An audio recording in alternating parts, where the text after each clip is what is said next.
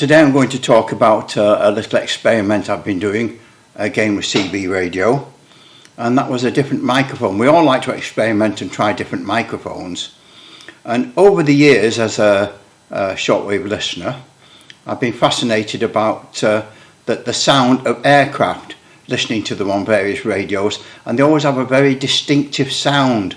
The pilot, very strange distinctive sound, as some people have described it, more or less a monotone.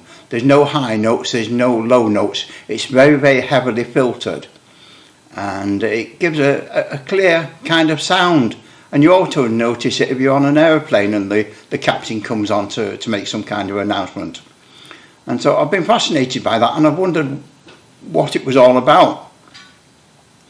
And I've been noticing some of these pilots' headsets for sale. I noticed one of my holiday trips, they were selling them in the airport, and there was over £1,000 for a Bose pilot's headset. So maybe there's something about them, particularly good quality, I don't know. Anyway, I decided to give it a go and try and work one on a CB radio. I mean, how hard can it be? So I got this one, and I'll tell you about my little problems and hints and tips. This one's not finished yet. I've still got to fit various bits and pieces to it, but we're nearly there. But I got this one super cheap on eBay, and this is something you've got to watch out for. Super cheap works out super expensive at the end of the day, because the one I got, all the cables to it had gone rotten like rubber does. I don't know what had caused it, some kind of chemical exposure, whether it's exposure to the fuel over the years. But as soon as you handle it, I mean, I was told by the person that was selling it about this, so there was no fiddle involved, but it was really, really cheap. £5. I mean, that's no money at all, £5. But as soon as you touched it, all the cable fell apart, and it was all falling off like confetti, and it was all over my little workshop. So the first thing I had to do was chop the cable off and throw it away, because you just couldn't do anything with it. As soon as you touched it, it was all falling to bits. But I thought, oh, we'll soon change the cable, how hard can it be? Well, it turned out to be quite tricky, getting the cable through the various places. There's more cables involved than you realise. So anyway, we've done that now. We've replaced the cable, and you know, it's back to working of sorts, as you'll see in a minute, because of course this is what you want to know, is what does it sound like. But the other thing was, if you get one cheap, beware of all the expenses, because like there's these ear seals. This is the seal that fits on it and seals it to yourself, and this again, like thing, it's absolutely rotten. There's no life in it at all. It's just rubbish. The other one's the same. And again, because you're dealing in professional equipment, you're paying professional prices, even for simple things like these ear seals. Quite expensive. And then there's a foam sock which goes over the microphone itself. I've got to get one of these now, and again, that's an inexpensive item. But this is what we've done. We've replaced the cable. Well, I don't think I want to put it on just at the moment. I will in a minute.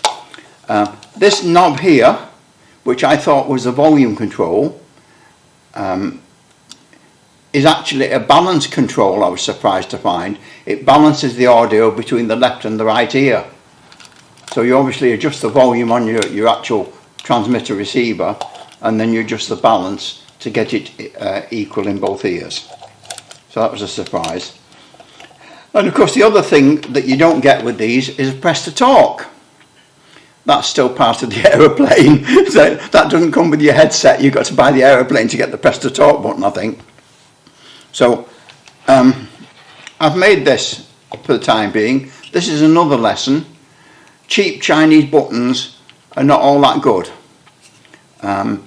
It works mostly. Whether it's because it's brand new and it needs a bit of use to clean the contacts, I don't know. I'll find out. But press the talk button, little plastic box from China, and wired that. Now, the microphones in these things are elect-ret microphones, and an elect-ret microphone needs power. It needs some kind of power to work it. If you're going to use it on a standard CB, you're going to have to cobble together some kind of box to send power to the microphone, or modify the CB radio internally, which is probably not a good idea, because then you'd be plugged in a standard mic, you'll blow it up.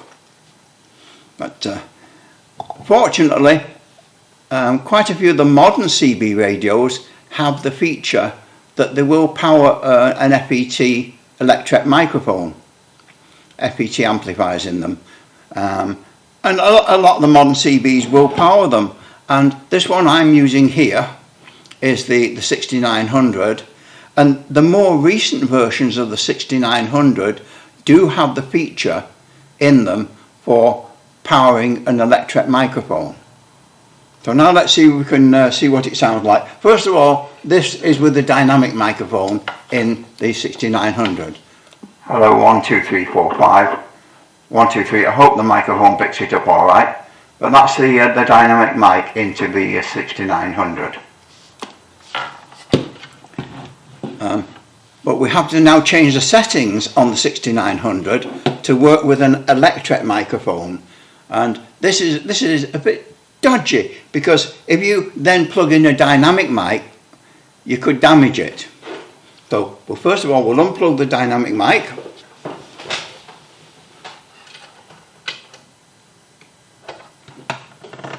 And we'll change the settings. I'll try and keep myself away so you can see what we're doing. Hold the function key in to go to the menu. Now we'll press the function IC9, volume, what?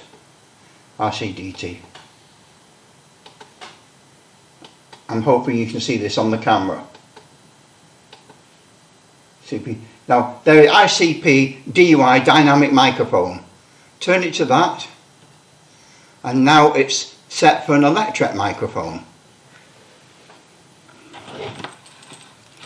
Now we will plug this in and see what happens.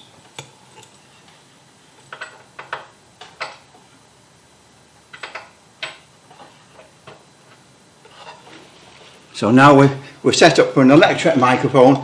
It's sending power to the microphone.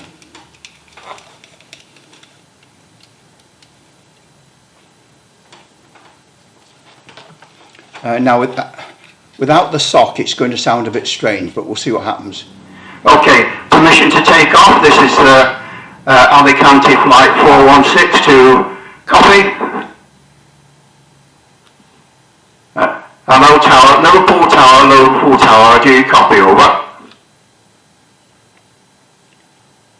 Anybody copy me? Liverpool tower, taxiing on the runway.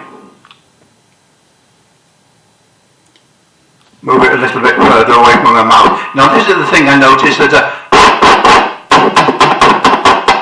that effect, so you need a sock. Now I've got a temporary one, let's see if this works.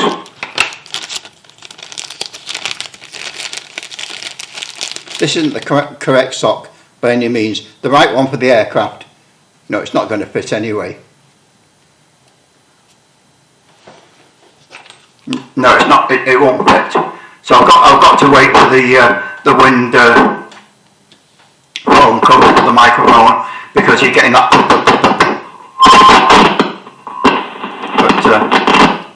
But that's it anyway. That's what the headset sounds like.